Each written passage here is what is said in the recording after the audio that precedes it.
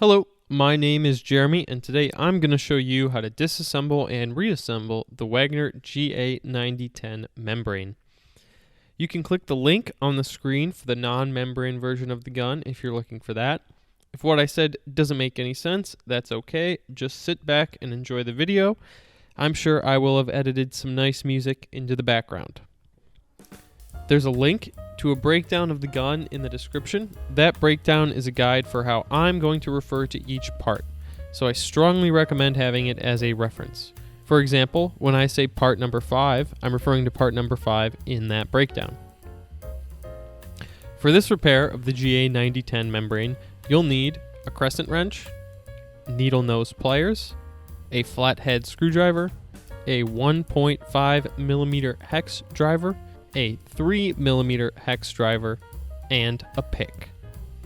Start by removing part 6 with the crescent wrench. Next, remove 3 of part 26 from part 25 with a 1.5mm hex driver.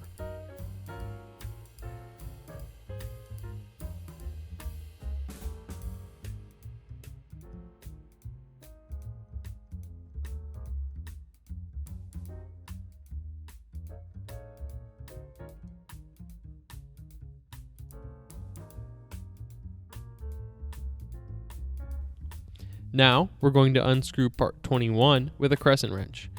Be careful because the springs 19 and 20 are going to shoot out.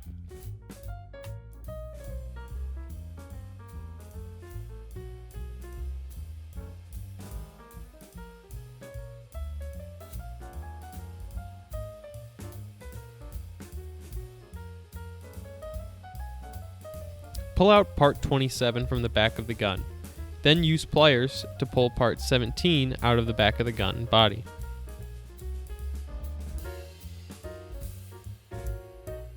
If you need to change part 16, use a pick to take it out from the inside of the gun body. From here, you can change parts 13 and 14 if needed. Use a flathead screwdriver to remove part 7 from each side of the front gun body.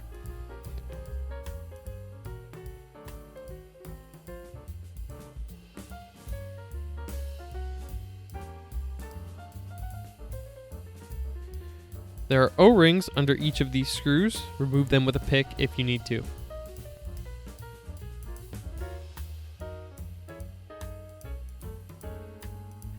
Use a 3mm hex driver to remove both parts 4 from the front of the gun.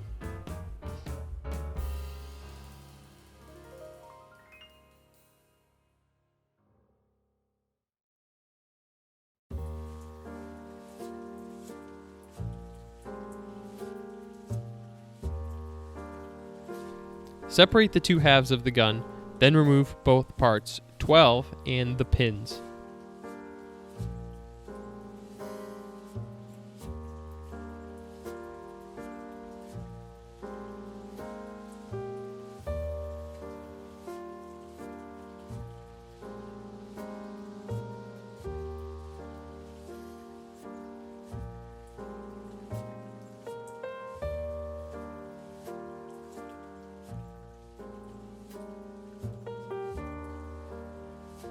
Unscrew part 25, then use a crescent wrench to unscrew part 23 from the back of the gun body.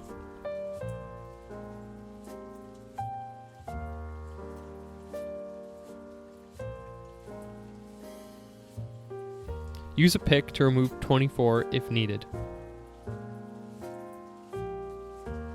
Then, pull parts 18 and 22 out of the front of the gun body. Finally, unscrew part 1 and remove part 2.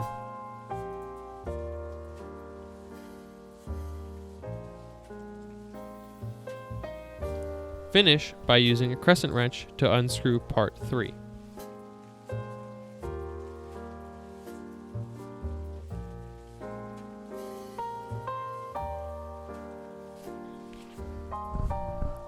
Start the assembly by screwing part 3 onto the front of part 5 and place part 2 inside part 1.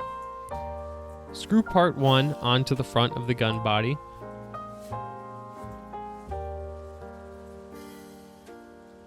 screw part 6 on top of part 5.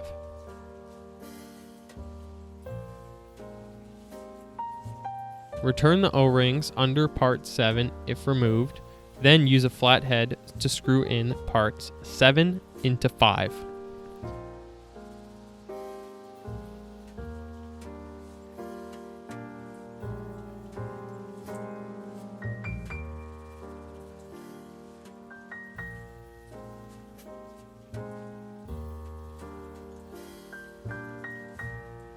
Replace parts 13 and 14 if needed. Insert part 18 through part 5. Place part 22 on the top of part 18, making sure the raised inner rim is facing up. Replace 24 if removed. Screw part 23 on the back of part 5 and tighten it with a crescent wrench.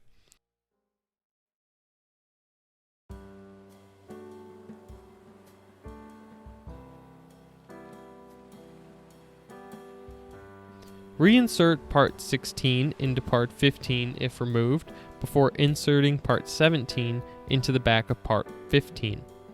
Put part 27 through the back of part 17. Next, screw part 25 on the back of part 18 on the front half of the gun body. The holes for part 26 should be further away from the front of the gun.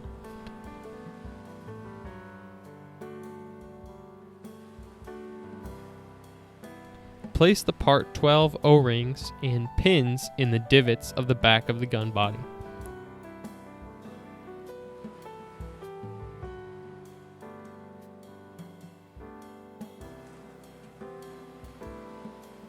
Combine the gun body and use a 3mm hex driver to screw parts 4 into the front of part 5.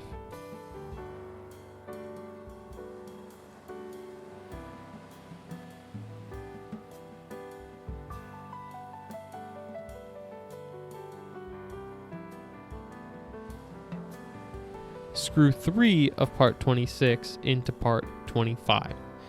If you can't reach one of the holes for part 26 on 25, I gently readjust it with the 1.5mm hex driver, the same one used to screw in parts 26 to 25.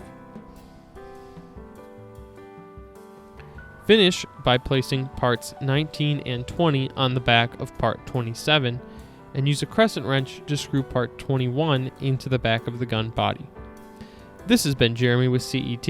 If you have a question, go ahead and post it in the comments and we'll answer it. For more information about anything spray related, head over to store.cetinc.com. Thank you very much for watching.